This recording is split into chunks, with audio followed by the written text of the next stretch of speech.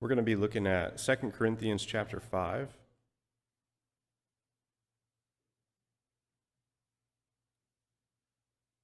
Second Corinthians chapter 5, verses 14 and 15. As we prepare to share in the Lord's Supper, let's reflect on the words of Paul. For the love of Christ controls us, because we have concluded this, that one has died for all, therefore all have died.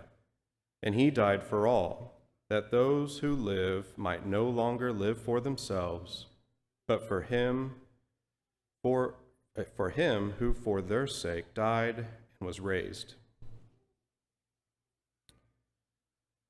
One of life's marvels is the redeeming power of love. Most of us know what it feels like to be lifted up simply because someone loves us. Love can renew our strength, it can restore our hope, and it can give us purpose. Paul tells us that his own motivation, the reason that he endured hardship, suffering, and sacrifice, was the love of Christ. That love governed his thoughts and guided his actions. And when Paul speaks of love, the love of Christ, it's hard to separate Christ's love for us from our love for him.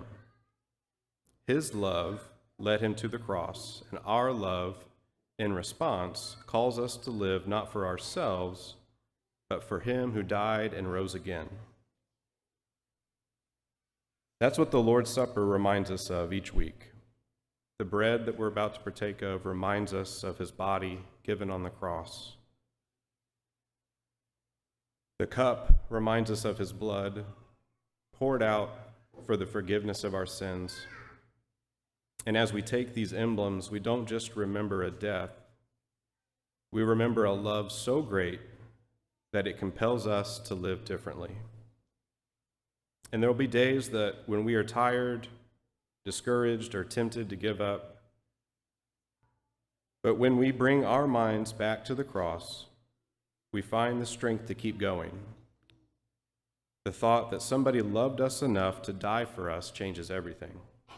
So this morning, as we take this bread, as we take this cup, let's go to the cross, get to the point of what happened there. Christ's love is not something to remember only, it is something to shape our lives in the way that we live. So let's reflect on these things.